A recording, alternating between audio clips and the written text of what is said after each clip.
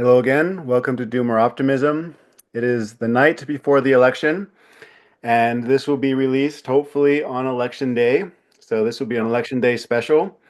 And tonight, I'm talking with Jon Council and Sarah Davis. And Jon is running for County Commission 3, right, of Watauga County. And Sarah, your campaign manager. Um, that happens to be my county in Western North Carolina. As many people probably know, we've just had a major hurricane, and so I'm sure that will come up as well. But before we get into all of that, why don't we start with you all introducing yourselves? Uh, maybe just a couple minutes, where you come from, what drives you. So my name's Jon Council. As you mentioned, I'm running for county commission in District 3, Watauga County, as an independent. Um, First independent candidate to make the Watauga County ballot, um, which I think is notable, especially in polarizing times politically.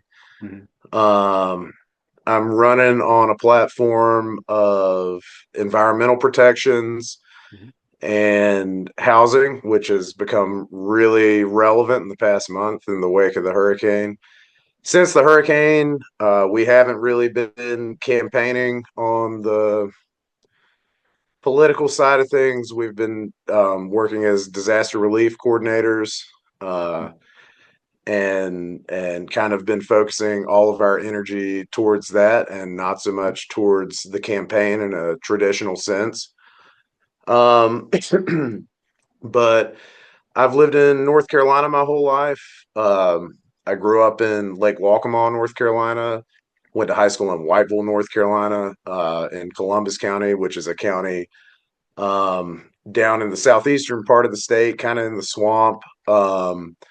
Much more rural even than it is here. The county seat's got a little less than 5,000 people in it. Um, and yeah, I've up until last year, I'd always been, very politically engaged, but not necessarily politically active. I've never run for office before. My day job, I work as a framer, carpenter in construction, building houses. And I've been volunteering and organizing river cleanups through a local nonprofit down home, North Carolina, for the past few years. And that's kind of how I came to running for county commission. I'd been doing those things, and I had a bunch of folks last year prior to the primary period that said, you should think about running for this seat. And I told him no, and I told him no, and I told him I didn't think it was a good idea. And finally around Thanksgiving, when the local bill happened that redistricted our county and changed the way that we do our local elections, as an unaffiliated, I kind of view partisan actions at the local level, especially partisan actions that are implemented by the state or national legislature, as being not necessarily beneficial or not necessarily clued in to what I view as being important in local policy making. And so I was finally kind of moved to run. I talked to my family over the Thanksgiving holiday, and they said, well, if it's something that you think you should do and you think you can make a difference for you and your neighbors, then you should do it. And so I filed for my petition. Um, I had to get 4% of the registered voters in District 3 to petition to get my name on the ballot. As an independent, if you're a Republican or a Democrat during the primary period, you go down to the courthouse to the Board of Elections, you put your name in the hat, you pay your $30 or whatever it is, and if nobody comes in and does the same thing, then you're on the ballot, and if anybody else does, then you're on the ballot for the primary. Um, So we got our petition, got about 150% of the required signatures on the petition. Um, and yeah, we've run a non-traditional campaign. It's all been conversational. It's all been grassroots.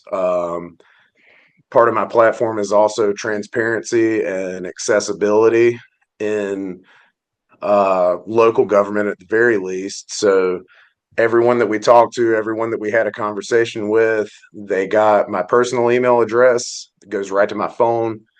And, I said, if you have any questions, concerns, issues you're coming up against, questions for me, questions about the process, drop me a line.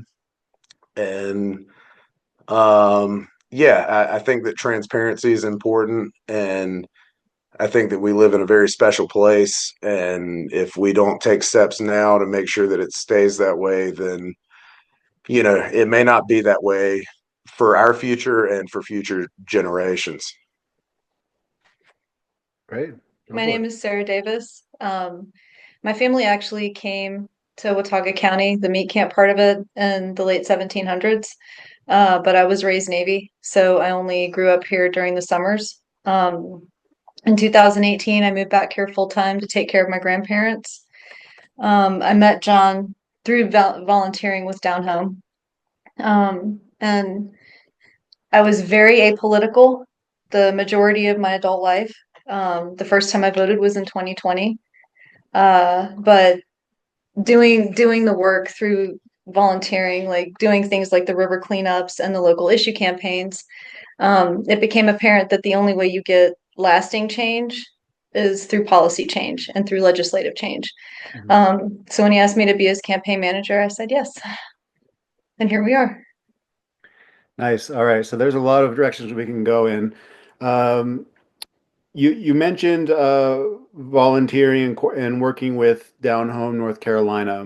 Do you want to talk about what that organization's about and what their presence is like here? And just to give some background, I saw John, and maybe I saw you too, Sarah Davison, on last Tuesday at the Keep Watauga Home event. Yes.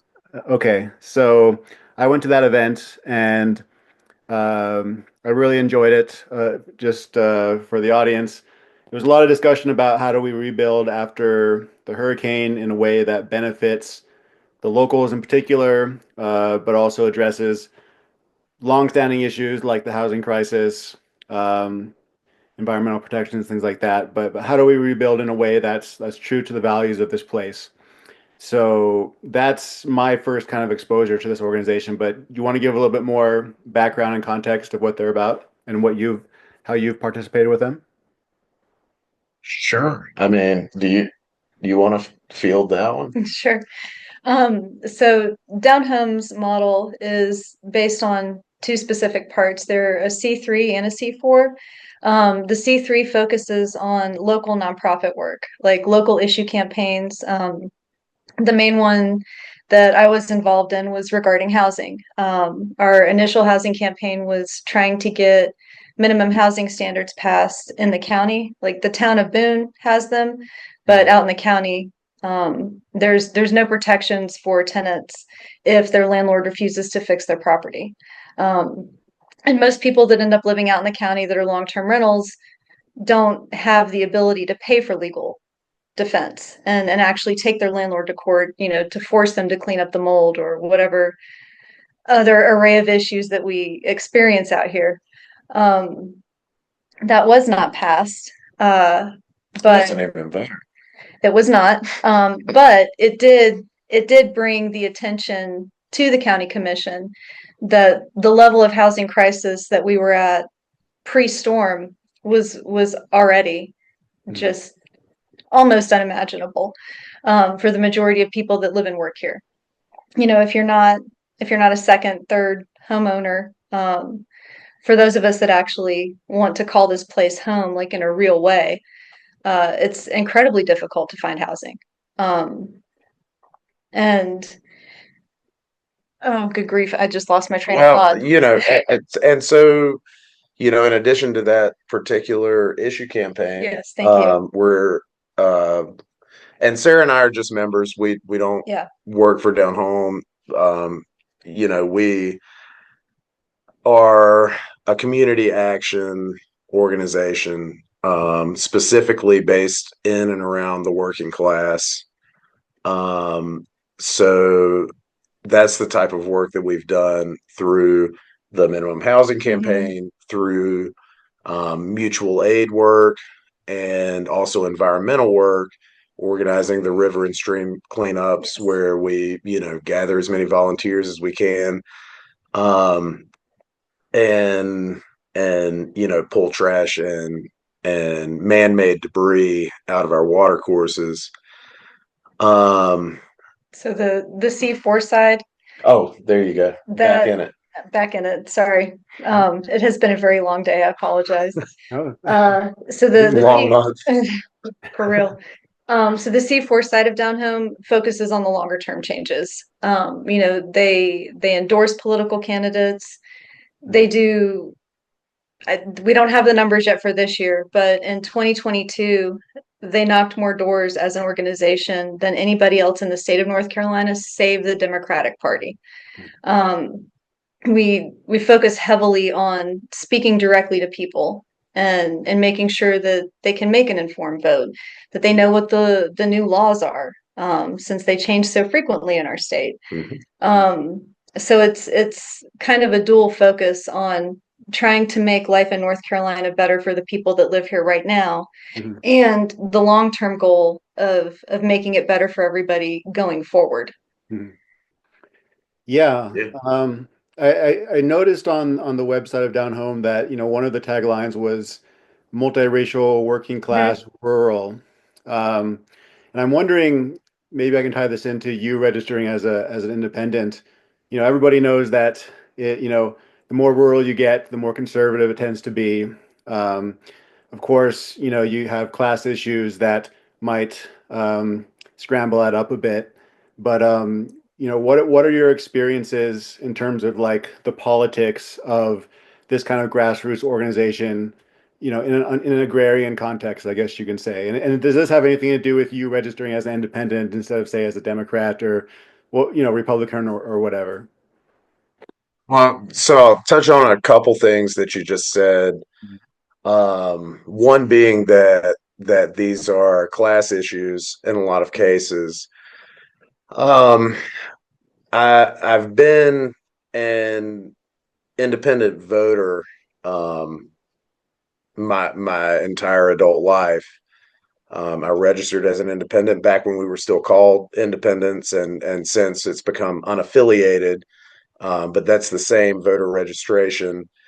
And I'm of the firm belief that folks have more in common with their neighbors, regardless of political party, Mhm. than they do with people who are higher up that political framework in, say, Raleigh or Washington, D.C., which touches back to my point of, I really don't feel like partisanship has any place in local policy making, because I think that if you really want to advocate and implement policy that benefits the working class in an area, especially a rural area, um, that has to come from the issues that all people are experiencing, and it's not tied in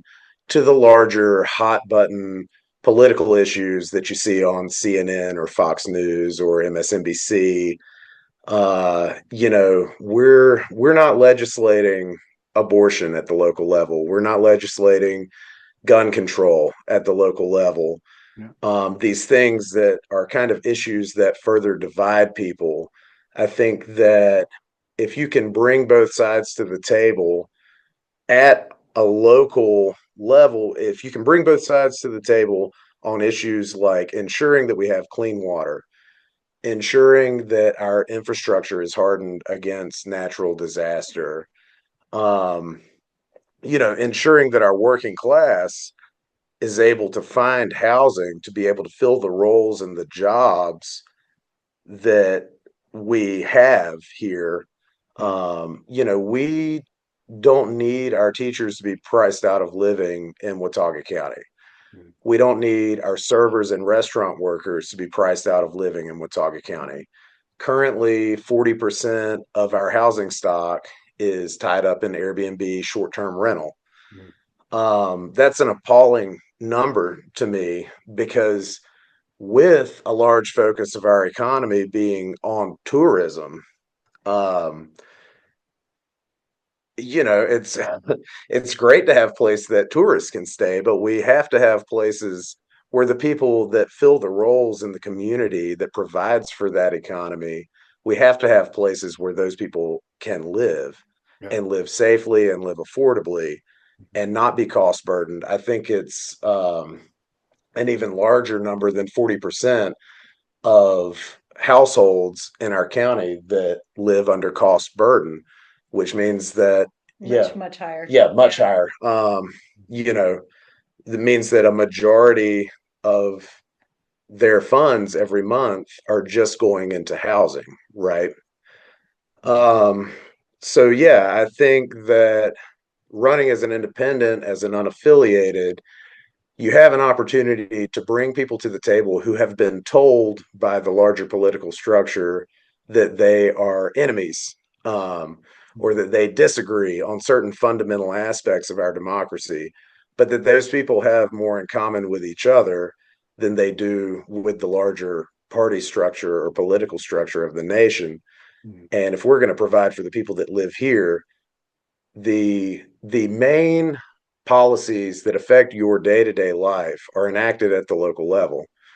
And so if we can bring all the voices to the table on that, then we have a more functional and just democracy.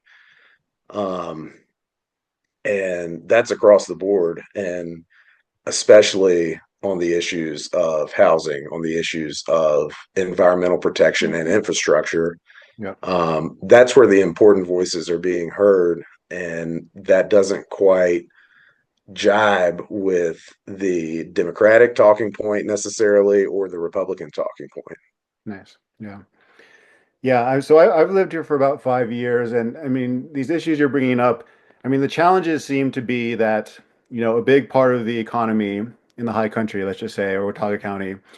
is tourism, right? The service industry, the construction, a lot of the construction is geared towards either tourism or, the second homeowner economy, things of that nature. And so it seems like there's this kind of fundamental challenge of, we want good paying jobs for working class people.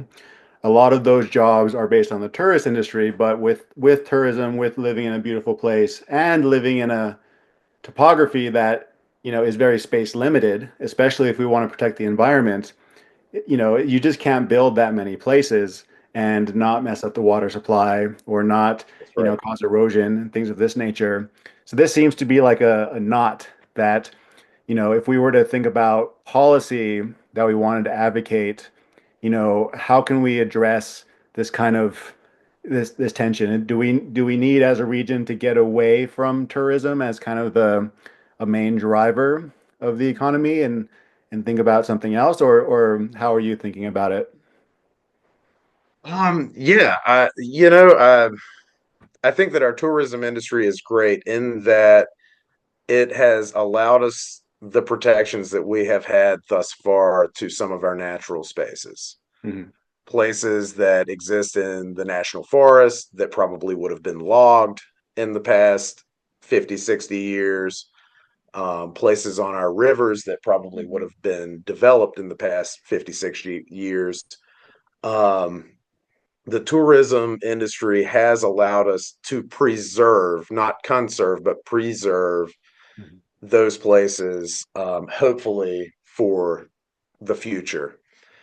Um, but I think, and kind of one of my Bibles as far as books that I've read, I read The Unsettling of America by Wendell Berry. and he advocates for a reduction from the corporate, and he wrote it in the 70s, and it's really prophetic in a lot of ways, Yeah. for reducing the corporate input on our agriculture and returning to a more localized system of agriculture and industry. And I think that our area is ripe to benefit from that kind of thinking. Um, if we can produce more while having less of an impact on our environment, that's obviously a net benefit for not only the people living here, not only our local working class, but for the ecotourism, say, aspect of it all. We have a real pastoral identity and culture here. And if we're to preserve that culture, we have to preserve those spaces. And we have to take care of the people that exist in those spaces. And, we sit on one of the cleanest aquifers, the cleanest water tables in the lower 48. The large majority of people here are on private wells or they're on spring water. And if we're not putting protections in place against development, against rampant development, I'm not talking about a single family home of 1,500 square feet that a working class family of four lives in. I'm talking about a 6,500 square foot home on a mountain ridge that requires a 950-foot well to be drilled to provide water to. And then when that well is drilled, the house sits vacant for, all but 6 weeks out of the year. And the automatic sprinkler system spray all that water out on the ground and it evaporates. And so what we've seen is our water table on a lot of our, not just the highest slopes, but on a lot of our upland areas, which are predominantly agrarian farmers, the water table has dropped significantly. And so if we're allowing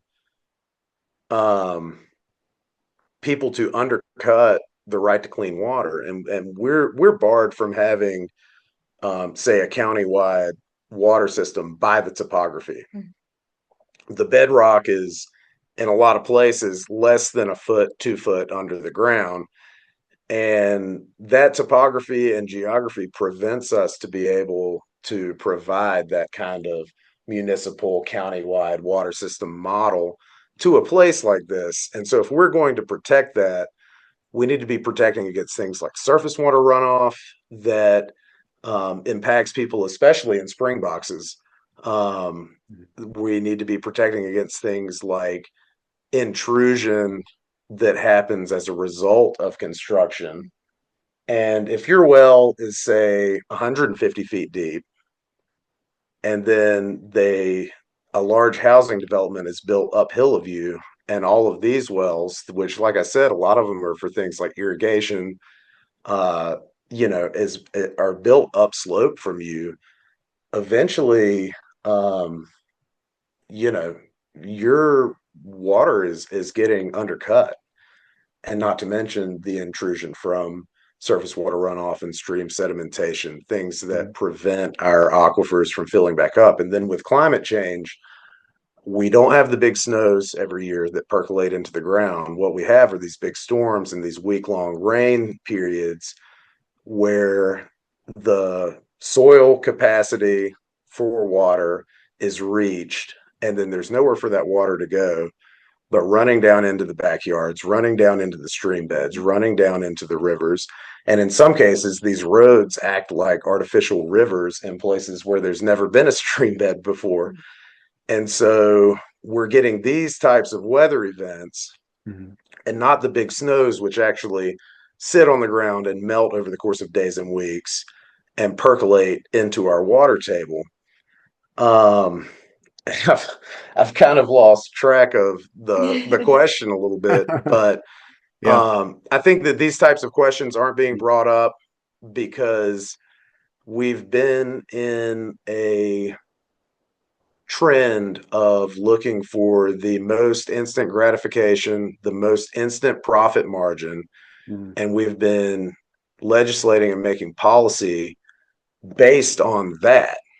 Mhm. rather than based on hardening ourselves and ensuring that we're still going to have clean water in the future. Yeah. And so I think part of that is reducing maybe some of the industrial aspects Mhm. of our tourism industry and returning to a locally produced economy that benefits primarily Mhm. the people who live and work and pay their taxes here. Mhm. I want to get to the storm, but one last question here. You mentioned the Airbnb rates and also these kind of second and third homes. Oftentimes up high on a hill that affects the water table.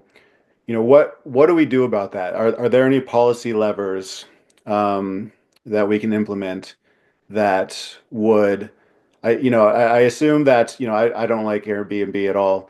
I assume that if that was a lower rate, that might free up more housing for locals, more affordable housing. Um, if there was less second home, mansions being built, that would protect our environment. I don't know about how that would affect housing per se, but what are some, I don't know, maybe concrete policy ideas that you all have that that might address these two in particular? Glad you brought that up, Jason. Uh, so currently, we have a state regulated entity in the county, which is the Watauga County Tourism Development Authority, the TDA. I'm sure you're familiar with it. The way that the TDA operates is that they exact a tax from all short-term rentals in unincorporated areas of the county, right? And we only have, Boone, Blowing Rock, Seven Devils, Beach Mountain, as far as incorporated areas go. The Hmm. large majority of Watauga County is unincorporated. Yeah. So they exact that tax from Airbnbs, from short term rentals in these unincorporated areas. And then that money goes directly back into the TDA. And the large majority of it goes into advertisement for the high country to bring more tourists in Hmm. to occupy these short term rentals Yeah. in the county. And currently, we are exempted from being able to legislate that at the local level Hmm. by our state government, by our state legislature. Yeah. However, there is historic precedent in places like Asheville, Buncombe County, other municipalities and counties, especially in the western third of the state. Um, they have successfully petitioned the state to reallocate those TDA tax revenue dollars to benefit things that are important to people who live and work there, things like roads, public schools, et cetera, et cetera. So I think a good first step is taking our tourism tax dollars and instead of solely promoting the tourism industry and only by proxy promoting local small businesses, say our restaurants or stores, right? Hmm. Um, Being able to take that money and reinvest it into things like affordable housing, things like riparian regeneration along the edges of our water courses, and something that the storm, to bring it in maybe a little early, but something that the storm has really allowed, I think, is a reframing of the conversation on riparian protections because in the past, you go to someone and you say, hey, we really need to develop this riparian zone. We need to get native species in here on the borders of our water courses. And it's to protect the river from us, right? From our input on the natural world. But we can now reframe that conversation in a way that is more palatable to people who maybe see environmental work at all as being an action of the left or a liberal or whatever, we can reframe that conversation and say it's not just about protecting the rivers from us, but it's about protecting ourselves Hmm. from a natural disaster, from a destructive force that is a result of a natural disaster, right? It's about being able to harden our infrastructure against the actions of a flood. And we've seen a lot of flood prone places and a lot of places that you wouldn't historically have thought of as flood prone Yeah. that have been detrimentally affected by the hurricane. And so we can now reframe the environmental conversation as this isn't just something that's good for the water quality, just good for trout, just good even for farmers and soil conservation. This is something that can save us a lot of money and headache in the long run if we do it right now. And I think that an easy first step for me is to follow the framework that is in place to petition the state and go ahead and start to reallocate some of our tourist dollars to improving our land and our conditions for the people who live here. Nice. Yeah, so let's get into the hurricane. First, I just want to ask both of you, how was the experience for you? How was it the day of and the days right after? Why don't you take it from here? I'm Okay. gonna run into that other room right quick. I'll be Okay. right back. Sounds good. But I'm gonna let Sarah field that one first. Um, so I was incredibly lucky. Where I'm at in meat camps, we're pretty high up off of Riddle Fork Creek. Mm. Um, my cousins live adjacent to Riddle Fork Creek and they lost their driveway. Mhm. Um, we had trees down. I had to do some tree cutting after the storm, and we had a couple more roof leaks. But um, aside from that, it wasn't for us personally. Damage wise, it wasn't that bad. We lost power most of the day, and that was it. It was back on, Friday night. Okay. Um, having grown up in that creek, like Mhm. the majority of sections are maybe a foot, 2 feet deep max. Mhm. And it actually crested and not only came across, like all the way across my cousin's yard across the street from us, but it hopped 194 and flooded our yard. Okay. Um, when we had the 40-year flood, the highest it got was not even to the halfway point in my cousin's yard. Mm. I've never seen it remotely do anything like that. So I knew if that's what I was looking at and what I was experiencing, that it was going to be really bad in other parts of the county. Mhm. Um, which John can tell you about because he lives right off Old Watauga River Road. Yeah. It's one of my favorite Um, roads in the whole county. I love driving Watauga River Road. yeah, and you live out Sugar Grove Way, right? I do, yeah. I'm just past the Cove Creek store off 321. So our whole field became a river, like a raging river. Um, Gotcha. yeah. Gotcha. So I live about 3/4 of a mile from Trash Can Falls, Yeah. if you're Yeah. familiar with that area. Okay. Yeah. Okay. About I know exactly where that is. Is it so that's yeah, after that's west of where the Cove Creek and Watauga River meet, continuing yes, along. yep. Okay. Yep. Downstream of the confluence of the Cove and the Watauga by about a mile and a half.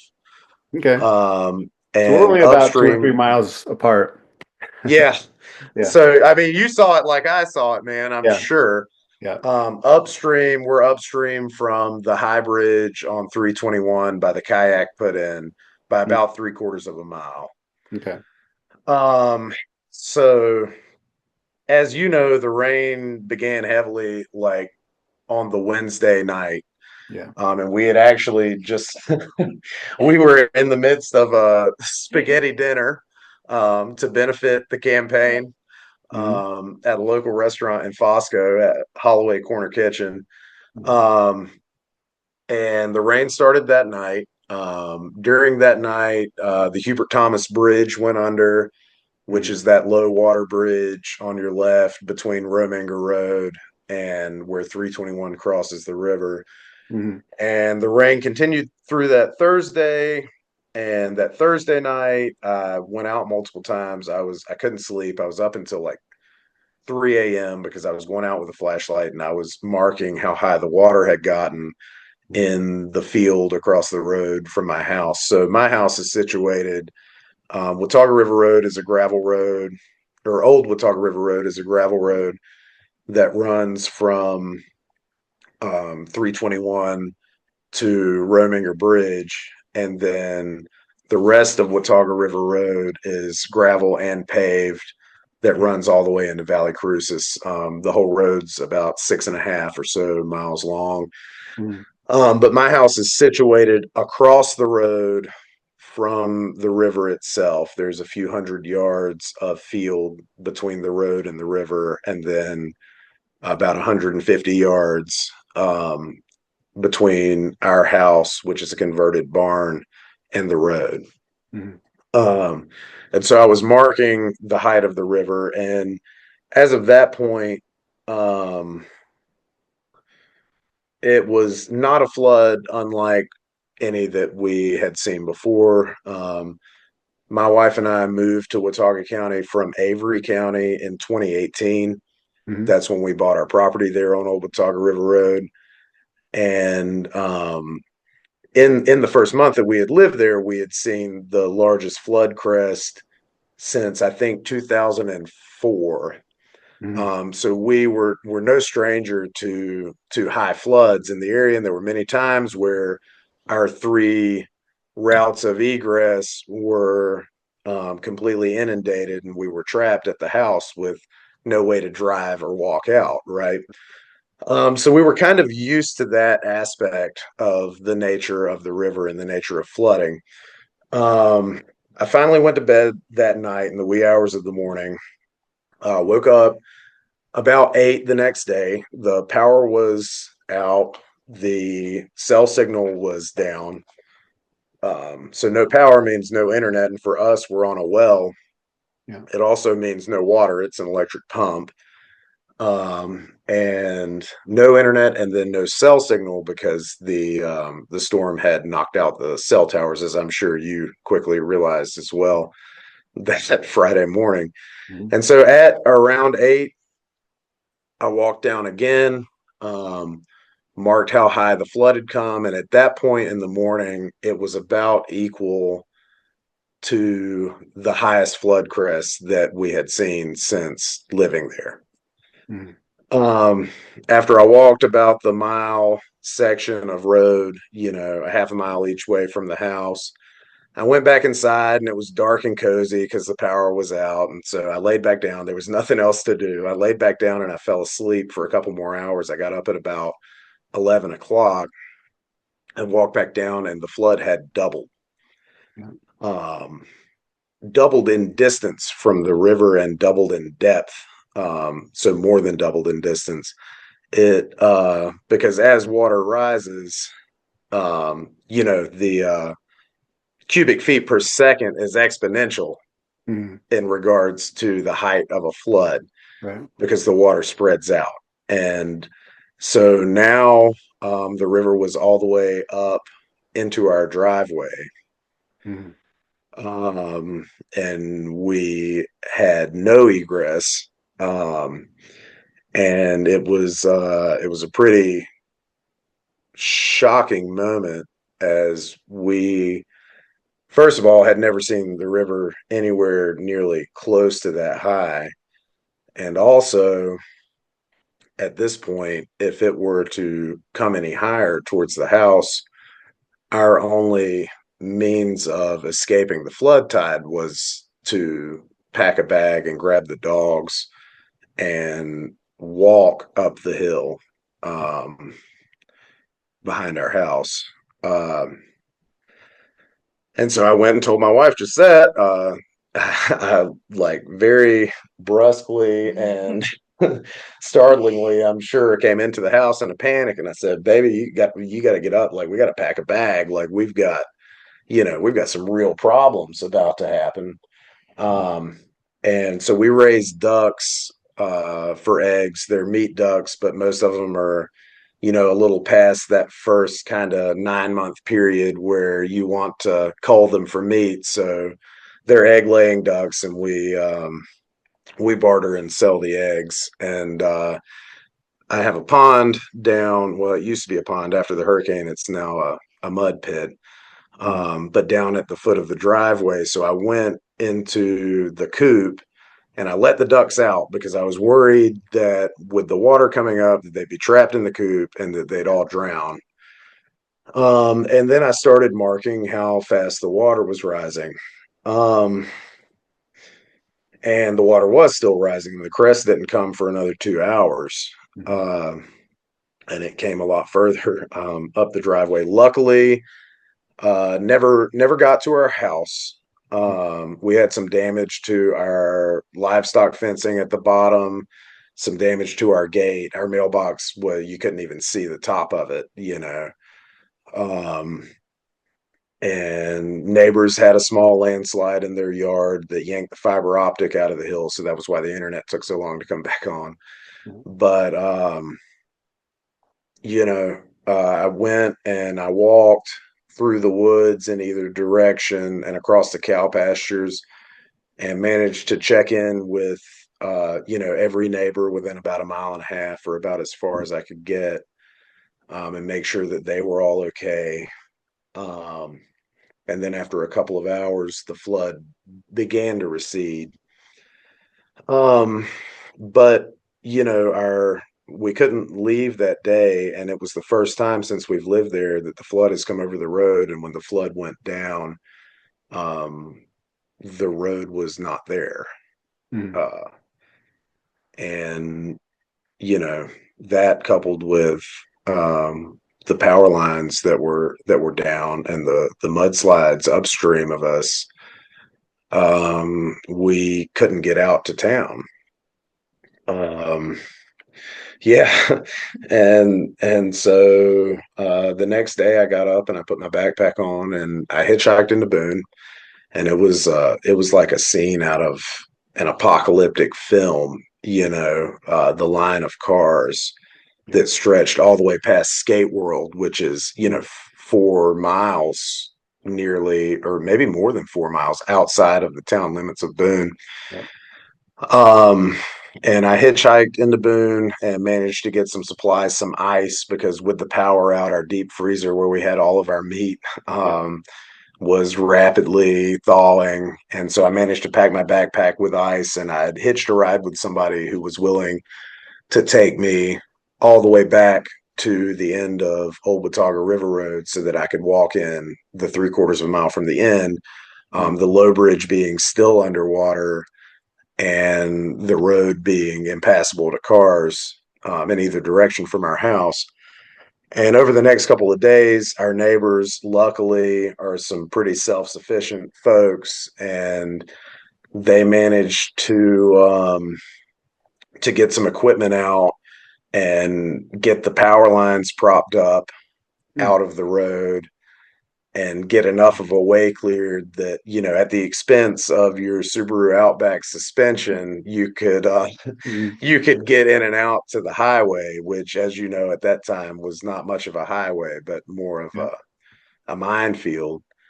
And so, yeah, that was the first couple of days of my experience, and then on about the third day after the storm, I managed to get into town and get together with some friends of mine who had been volunteering with me in the organizing work the past couple of years, and Mhm.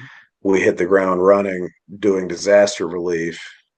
Mhm. Um, and haven't stopped since. I've taken about 2 full days off since the hurricane, and but we've managed to get a lot of supplies out to a lot of folks, managed to make first contact with a lot of folks, managed to get people medical care, Mhm. and have started in now. We did some FEMA advocation, trying to get people to put in their FEMA applications, um, and navigate that process. And now we're getting into the long haul of making sure that people have a means of heating their homes this winter. Yeah. and have the resources available to make sure that they stay in their homes and that they're able to stay in their homes. Yeah. So yeah, it was an unkindly scene. Yeah. But as for my wife and I, we did okay. We had some new leaks in the house, in the roof, and some damage from that. But I had a close friend of mine who lost two family members in the flood, and so Where were they? Where do they live at? they were in Avery County, Okay. in the area where my wife and I had lived before we moved to Old Watauga River Road, Yeah. on Plumtree Creek. I don't know if you know that lower Avery area very well. Not really, no. Not far as the crow flies from where we live. Okay. Uh, Hmm. but um, Yeah. but by and large, we were really lucky and really blessed, and um, as a result of that, we've been able to help a lot of people. Starting with the neighbors on our road, and then in an ever widening network of folks and volunteers, and we were okay, and even though we didn't have electricity for a couple weeks, we were able to get a lot of help to a lot of folks. And my wife organized hot meals through her job. She's a restaurant manager for Over Yonder, Okay. in Yeah. Valley Crucis. And Andy Long, Great the owner restaurant. of Over Yonder, organized our hot meals, and we were sending him delivery drivers left and right that were willing to go into places that you probably shouldn't be taking a car, but Yeah. we were able to help a lot of folks around the county. And honestly, if I couldn't have done that kind of work, I would have went crazy. you know Yeah. uh, Yeah. so it's been a source of focus and a source of Mm. drive, and also a source of reward, Yeah. um, in the wake of something that was pretty horrific. Mhm. You know, Yeah. In terms of what you both have seen, with reaching out to people, disaster recovery, relief.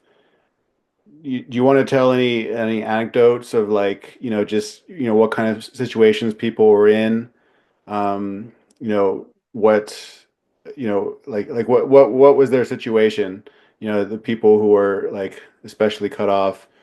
And what kind of supplies were most helpful as well? so the I mean, do you want to touch on this first? Um, I mean, in terms of like supplies being most helpful, that's a very dynamic thing. Yeah. Initially it was the basics when people were still cut off with no power, food and water. Yeah. Um, Now as we're getting into the colder months, Mm. obviously things like propane heaters, Yeah. um, a Firewood. lot of people's firewood washed. People already had their wood cut for this winter, and there are a lot of people up here that are still solely reliant on wood heat. Mhm. Um, so getting firewood that's seasoned, like obviously we have no shortage of green wood currently, but Yeah. getting firewood that's seasoned so people have a way to heat their homes in the upcoming months. Those are that's more what it's shifted to now. Mhm. Um, and do you want to tell about April or Yeah, I mean, yeah, without um, yeah, directly identifying folks. yeah. An example is that, and it's the people that we were worried about from Mhm. the jump. Mhm. Um,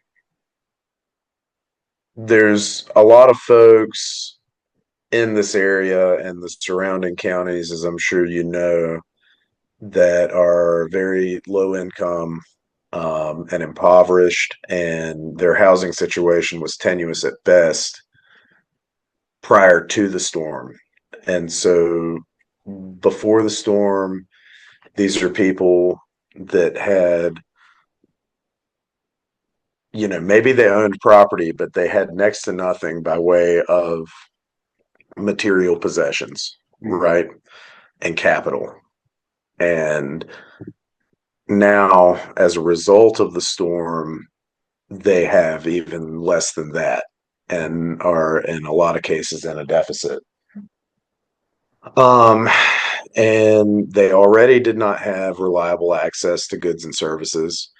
Mm. And now, as a result of the hurricane, they were falling through the cracks.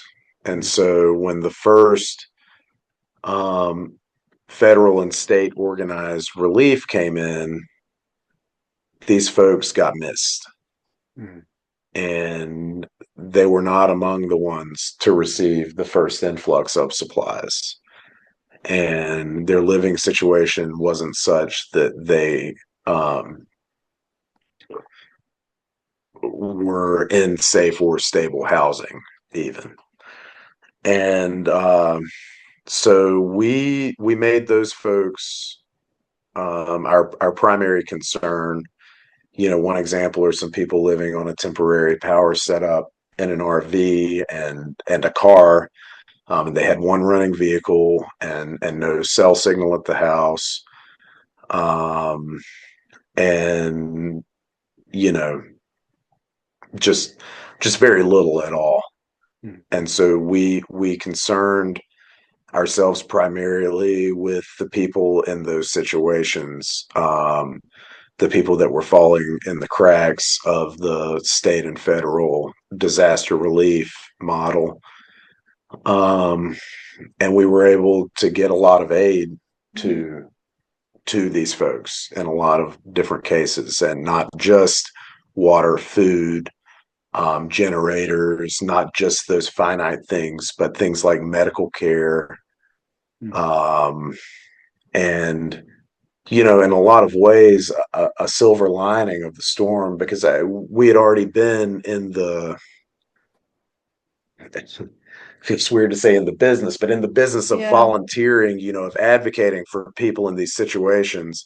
In a Mm. lot of ways, a silver lining of the storm was that we were able to identify people who we would not have been able to contact formally, Mm. and begin to get them the help that they need and provide a long-term chain of care that is going to extend beyond disaster relief. Mm. Because once the disaster relief effort is over, and the campaign is Mhm. over, win or lose, our work doesn't stop. Yeah.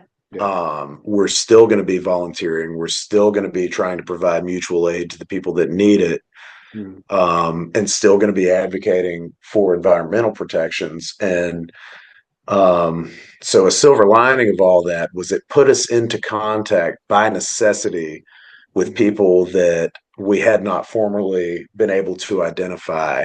And we were able to get them real aid and relief in many different forms. And by establishing that chain of care, we can continue to do so into the future. Yeah. And I think too, something else like talking about silver linings, it's very difficult for folks in that situation to accept help. Particularly in Appalachia. Yeah. We're a very insular community up here, and that's just not something that we do. And so having the storm kind of allowed people to say, you know what, okay, I actually do need help right now. Yeah. In a way that doesn't bear any shame in asking for it. Yeah. Yeah. Folks are proud but not prideful. Mm. In terms of, if we want to stick on this kind of silver linings and, in terms of like, one thing I noticed certainly is that just a lot of new connections were made. Mhm. I got to know my neighbors better. People were checking in on each other. Acquaintances became friends. Friends became good friends. So we've all gone through something together. Um, so in terms of like, if we're thinking about, how this might shift a future development model for the region, uh, do you see these kind of, relationships, the relationality aspects of this response, I guess the cultural aspect of this response you want to talk about, how you see that playing a role and how we might develop in a different or a better way? So, I think that, as you know, the community here has always been tight. Yeah. And in the wake of the storm, the community has knitted itself even tighter. Hmm. And a lot of that connective tissue that had maybe faded into the background, Hmm. um, especially in light of the political climate that we find ourselves in, Hmm. a lot of that connective tissue and those bonds were able to come to the surface in a way Hmm. that they hadn't in the recent past.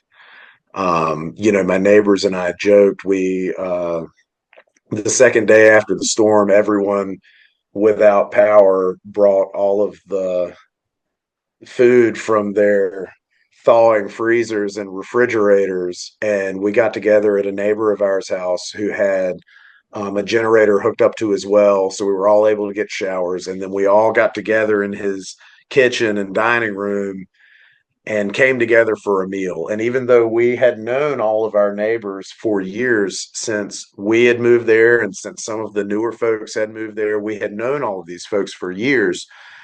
We joked about it. It took a hurricane to get us all together under one roof, Yeah. and I think going forward, we've already seen that, how much easier is it to talk to someone and speak to them frankly? Yeah. And how much easier is it to identify a relationship with someone and express that? Um, and so, yeah, I think that we've got a real opportunity to take this, and that's part of, um, you know, the motivation and the objective behind our Keep Watauga Home, Keep WNC Home Hmm. campaign is that we are all together in this. Yeah. And this place doesn't exist without the identity and culture of the people who live here, who call it home. And that means a lot of things going forward. It means that some folks are in a position of having to rebuild their homes where their house was previously, and some people are in a position of not being able to rebuild on site anymore. Hmm. And outside of that, there's people displaced just from the damage caused by the water. We're talking mold, we're talking damage to interiors, damage to fixtures, damage to vehicles, driveways, private infrastructure, Hmm. bridges, culverts. And um, you know, due to the fact that we've been able to knit together so closely and carrying that forward, the real objective is to hold on to that bond Hmm. and to ensure that regardless of class, creed, race, political stripe, regardless of all that, we're holding on to each other and we're saying, this is your home, this is my home, and you deserve the tools and the resources to be able to remain and to be able to continue to call this place home. Yeah. And connecting people with those resources, connecting them with craftsmen and tradespeople, connecting them with people who can do grading, connecting them with legal resources in situations where maybe their insurance doesn't cover the damage and FEMA has denied their claim. We're trying to form a collective Hmm. and moving forward be able to advocate for each other, be able to advocate for housing for the displaced, and also housing for the people who had no place beforehand. Yeah.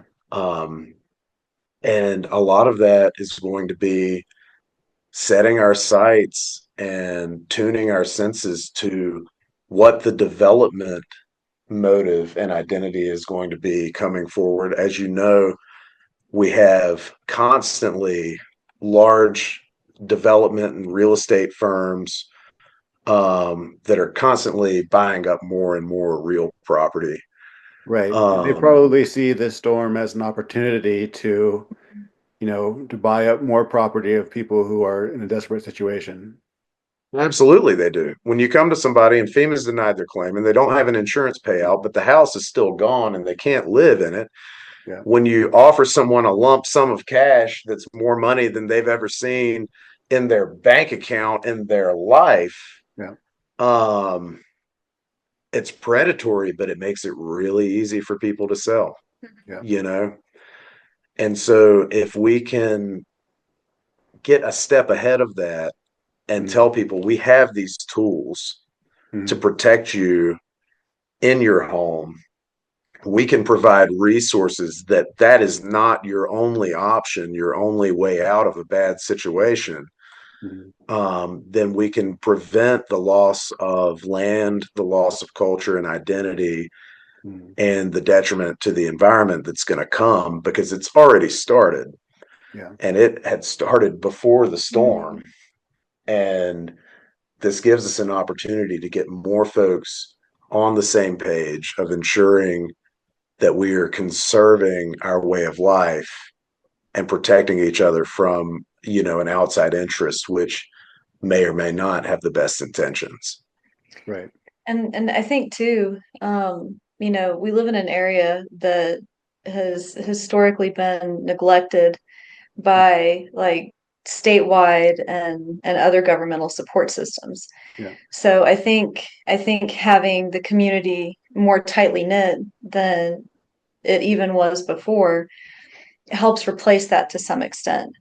So people don't feel like Mm-hmm. they don't have any other Mm-hmm. choice or Right. they have to leave this area that has always been their home. Mm-hmm.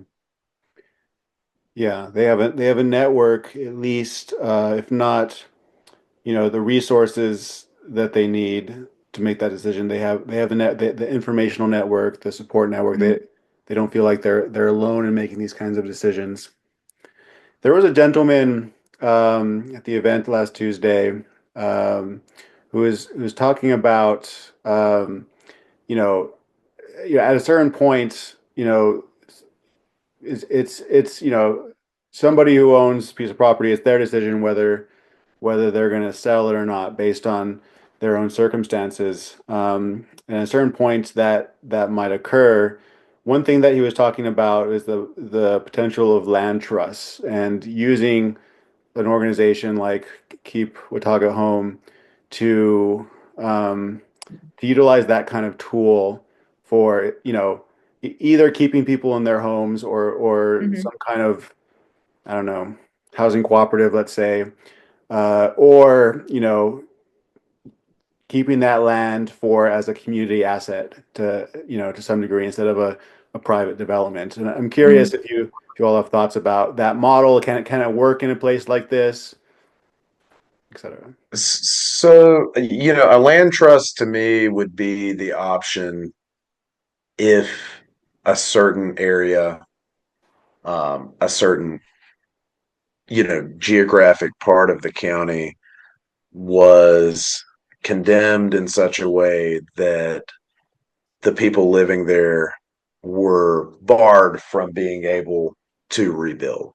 Mhm. Um, and I think that it is a really useful tool. Uh, Land trusts are how we've gotten a lot of our conservancy land. Mhm. It's how we have enabled to provide public access to our water courses for recreational means. Historically, we have been able to use land trusts to benefit the general public and the working class in our area. Um, and that is a useful tool in the circumstances where it's applicable. Yeah. I don't think it's applicable in all circumstances. My wife and I's property, we do as much as we can with it, but it's 2.5 acres and it's hemmed in by much higher ground. Yeah. And so, even if we had been in a situation where we had been condemned and could not rebuild on the property as such, Mhm. there's no guarantee that outside of that 2.5 acres, that there would have been any land to enter into that trust, and our 2.5 acres would have not been beneficial to a larger land trust agreement. Yeah. So I think it is going to be a useful tool, Mhm. and especially in places where there were wide scale landslides, Yeah. where the character of the land has changed and its ability to be built upon and rebuilt upon has changed. There's places down in, say, Yancey County. I've spent a little time in Yancey County since the flood, and there's places like Green Mountain, Relief, Loafer's Glory, out there on the Tow River, where um, we're not just talking, you know, one home out of every dozen. We're talking 4 homes out of every 10 Yeah. are completely gone. And the highway and the right of way that used to exist in between those houses and the river and the subsequent riparian zone on the other side of that are now a cut bank that's 50 yards back from where it used to exist. Yeah. And so I really see that land trust model as being beneficial and applicable in situations where we're not talking about um, these more isolated incidences of total loss Mm-hmm. and condemnation, but where that is the norm um, and the majority. Mm-hmm. Uh, and so that's not to say that I don't see it as being useful. I see it as being one arrow in the quiver Yeah. that we have to try to protect land. And in a lot of cases, this is land that's going to be directly adjacent to our water courses, which, as we know, are beneficial for public use. They're beneficial to people who recreate, and also beneficial to soil and water conservation. Yeah. Um, and so that's going to be very instrumental in protecting large swaths of those places.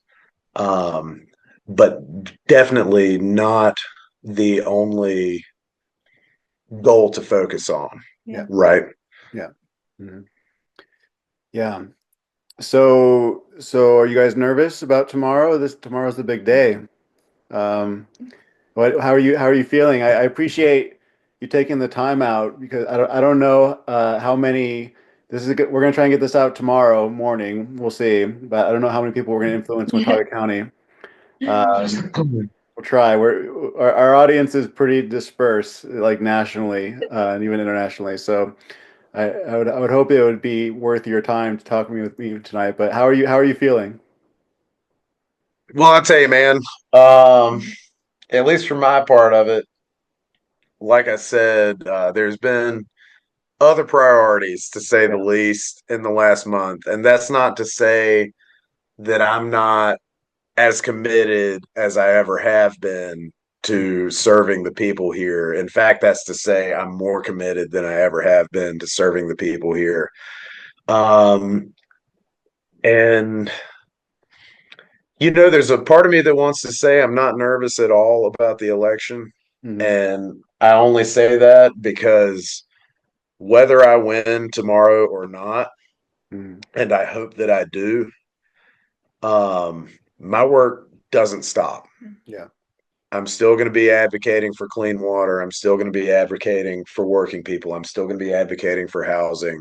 Hmm. And my platform has gotten just that much taller to be a loud voice in the back of the hall, if that's Yeah. what I'm relegated to be. Hmm. Um, and also, I've always been of the opinion that, you know, to use a cliche, actions speak louder than words, Hmm. and your actions should speak for themselves. And it's what I've been saying, for over a month now. Um,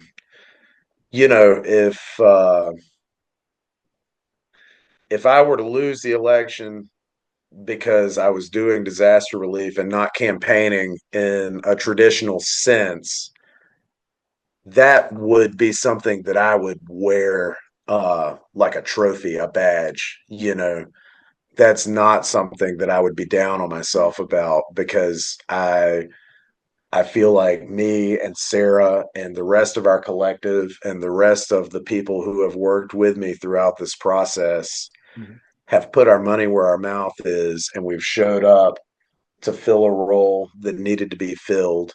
Yeah. And it's been some of the most rewarding Mm. work of my life.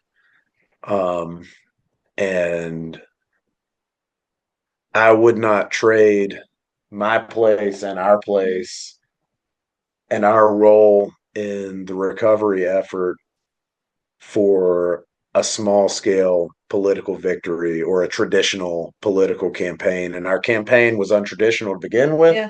Mhm. And I'm not going to be the guy that shows up when your driveway's washed out and your basement's flooded and says, "Oh, hey, like you should vote for me come November. Yeah. Okay, see you later. Yeah. Good luck with all this."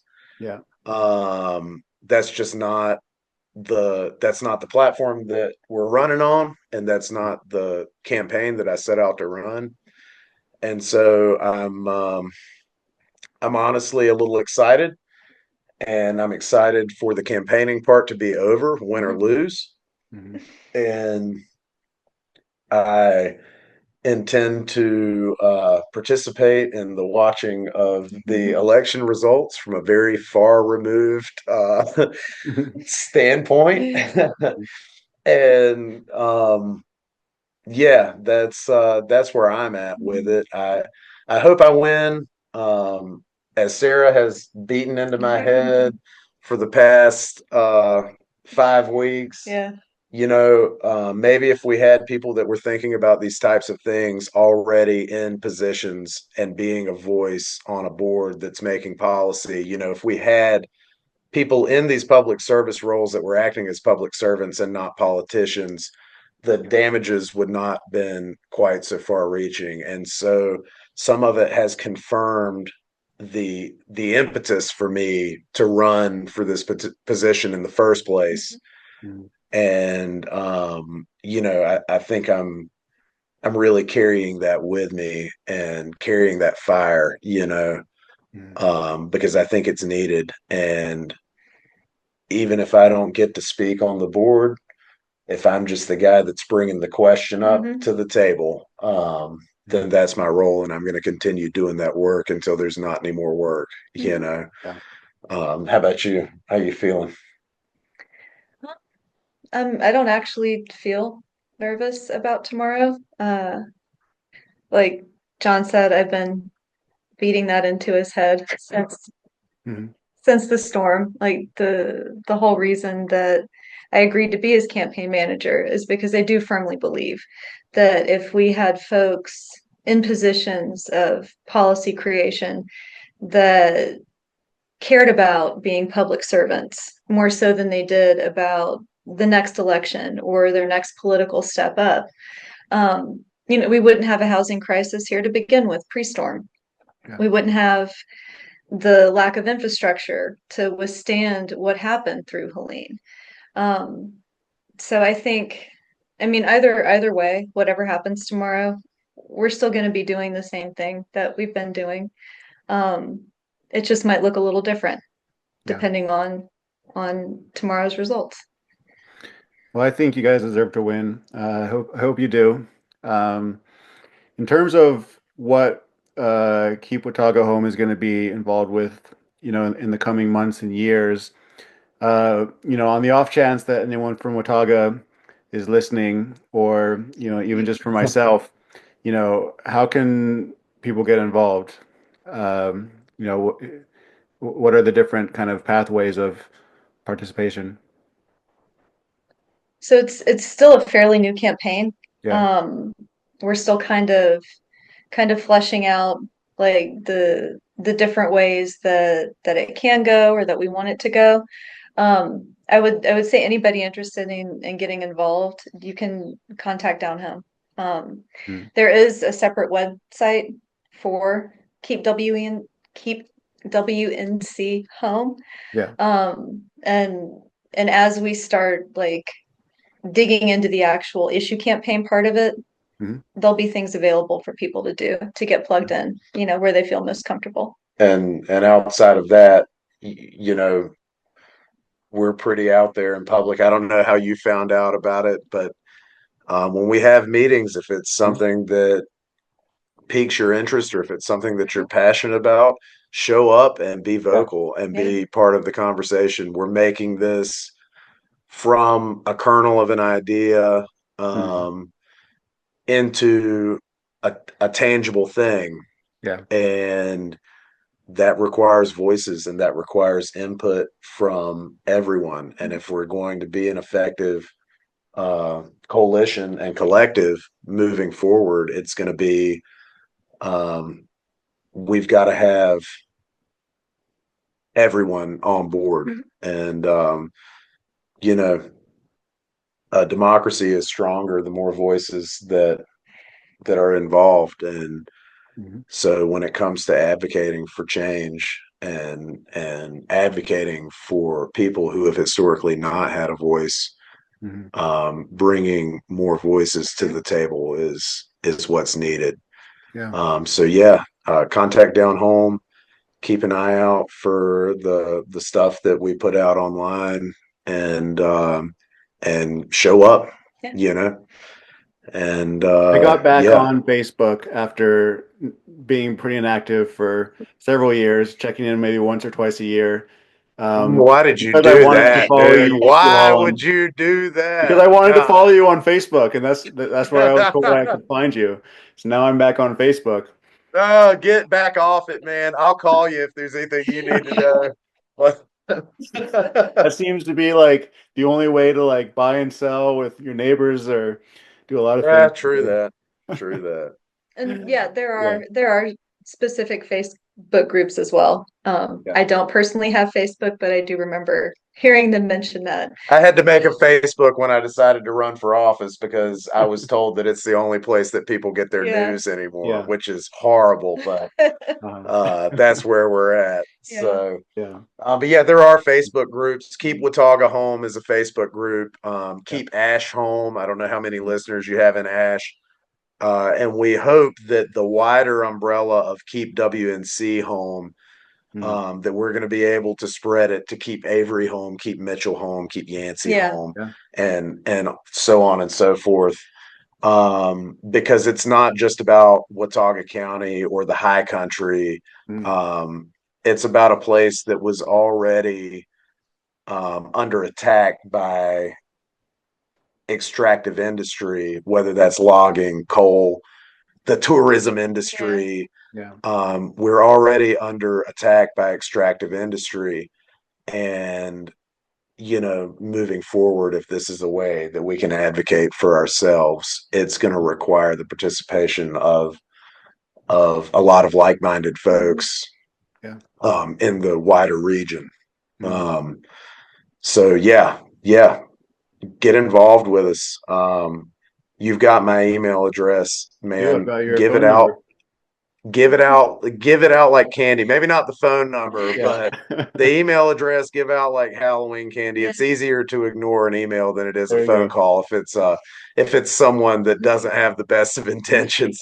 But I try to answer in the show notes.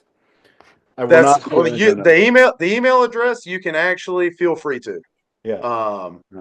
Like I said, when I was running, as I'm already saying, like I'm not running anymore. I'm going to vote in the morning, and that's my last act as a political candidate, and we'll see what happens from there. But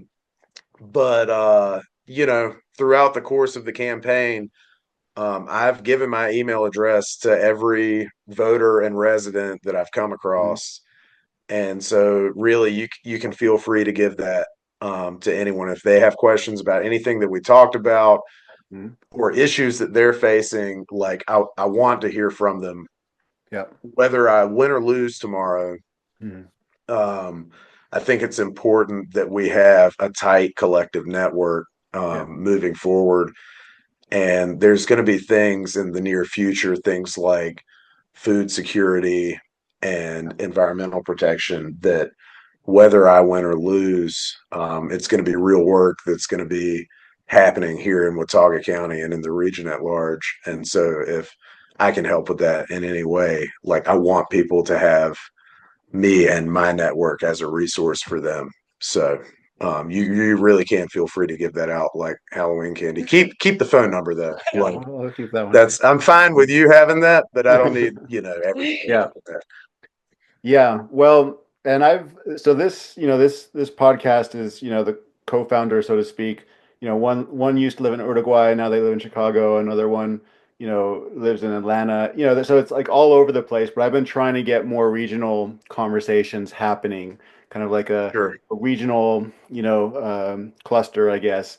And what I offer to, some guests is that if you ever want to use this platform to have a conversation, as you said, actions speak louder than words, and podcasts are about words. But if you feel like there's some good conversations that need to happen with people who are doing good work, and you want to use this as a platform to host or co-host something like that, I want to make that available as well, if that's useful at all.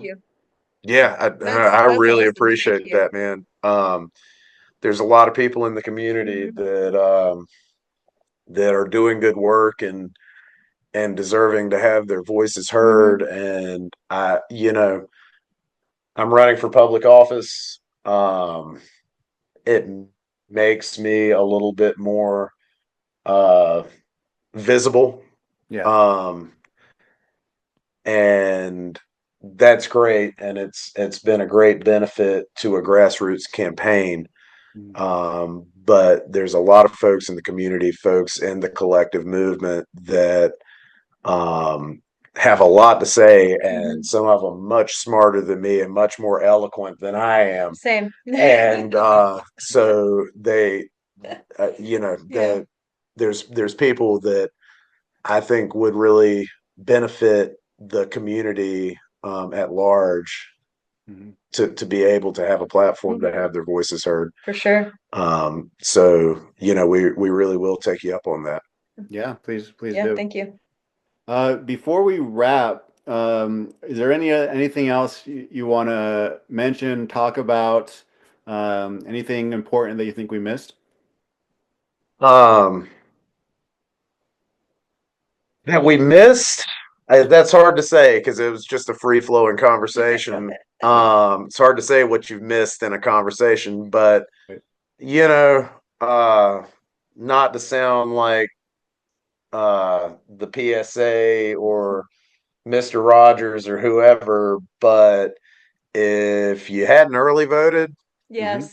tomorrow is your last chance. Today, this is Go coming out. Please. By the time this comes out, it'll be man. today. So go do Yeah. it. Oh, yeah. Go do it. Today Stop listening is your right now and go last vote. chance. Yes. God, by the time we get off the phone, it might be today. Yeah. Today is your last chance. Absolutely. Please go vote. Please. Go vote. Have Mhm. your voice heard. Democracy is stronger when more voices are at the table. Yeah. And if we're going to enact functional change in the world, like we've got to have people who have others' best interests at heart, and we've got to have votes. And I mean, the two-party system is broken, and that's why I registered as an independent when I first registered to vote. Yep. That's why I'm running as an unaffiliated now. I don't buy into a lot of the jingoism of politics, but man, go vote for your local candidates. Yeah. Vote for the people who are looking out for your day-to-day life. And if you can bring yourself to vote for the ones up the ballot, vote for them too. But make sure that you've got a voice on your local boards. Yeah. It's just incredibly important, I think, for everybody. Yeah. Regardless of where you live. And those are the ones overlooked the most. Absolutely. People tend to just hit the top points and not vote all the way down towards the end of the ballot when like just please start at the bottom and go up. Yeah, exactly. So yeah, no, that's pretty much it. I hope that we can have another conversation in the future. And if there is anything that you think of or that I think of that we feel like we've missed, I'd love to touch back on it. Yeah, I mean, I'd Um, love to hang out with you all sometime, just casually. We Yeah. could have more recorded conversations as well. I think there's a lot to talk about. Um, and yeah, when this comes out tomorrow, I'll send you the link. So it's on podcast platforms and it's also on YouTube. So I'll just send you, the YouTube and then, a link to podcast. we be on video on the YouTube. We can just do audio if you want. Wait, what's the format that you usually do? So we usually do a Zoom video, and Okay. God, one of the feeds is Surprise. YouTube, uh, and then sweet. the other feeds are people's podcast platforms. Um, Okay. Gotcha. That's we've fair. had several Well, I guests. ain't too worried about it. We've had several guests who have requested audio only for the YouTube, and that's fine. I ain't too worried about it, I don't think. Um, That's fine. I wasn't really thinking about the optics of the whole thing, That's The but optics yeah. are great. The optics are great. look, Even better because you yeah, weren't aware that there would be optics. yeah, yeah. I'd have made more eye contact with the camera, I think, for one. That's funny. Yeah, that Yeah, no, me too. scares me. That's how I feel. Yeah, no, that's awesome, man. I look forward to it. Use whatever you Cool. want to use from it, really. Cool. It's been great talking to you. Thank you for coming Yeah. out last week. Yeah. Um, Well, I look forward to hope coming back for more. I actually found out about Keep Watauga Home because somebody came to my house to check on me. And they gave me, a ballot, or not a ballot, a list of preferred candidates. And Mhm. I did some research, and I was like, hey, these people are speaking my language. I saw one of your interviews, and you mentioned Wendell Berry, and he's a big figure in my kind of conceptual world as well. So I was like, hey, I didn't even know these people existed around here. So this is Mhm. great. yeah, man. That's Yeah. awesome. Yeah, that's Wendell Berry. It's kind of a joke, but you might laugh at it. There's the old thing of like you got the devil on one shoulder and the angel on the other.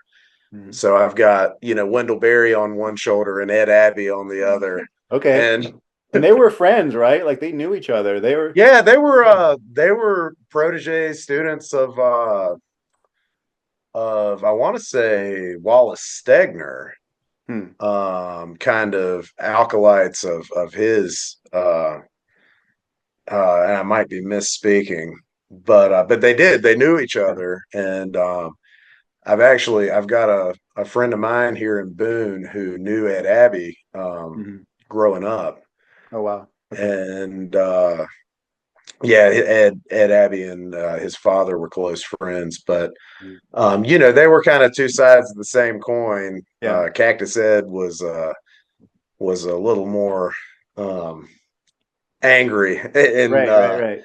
in his Disrupt the takes. system, and Wendell Berry has Yeah, preserved the Mhm. traditions that we want to preserve. that's right. Yeah. That's right. And I think, you can, without taking either one whole cloth, because there's Yeah. definitely things that maybe you wouldn't want to carry forward. Yeah. Um, Mhm.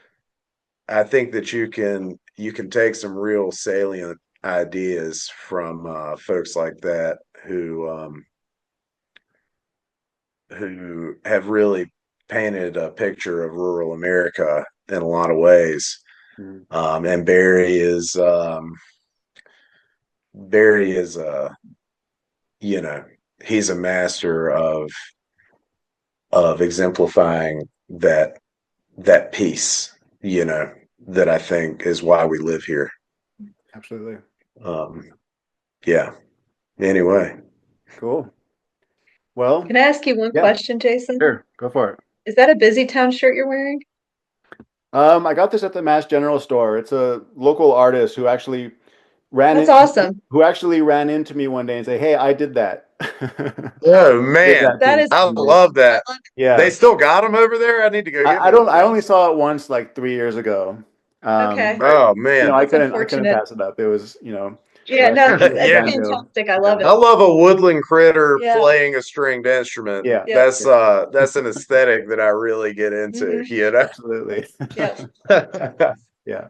all right, man. Well, All right. listen, I appreciate your time. Yeah. Well, I look forward Appreciate you to doing what seeing you're you both doing. again, and I'm sure it won't Same. be too long. Yeah, I hope I not. hope not. Don't All right. be a stranger. Yeah. Yeah. Yeah. It won't be. Good luck tomorrow. Yeah. Take Thank care. you. Thanks, man. Take care. Good Bye. night. Bye.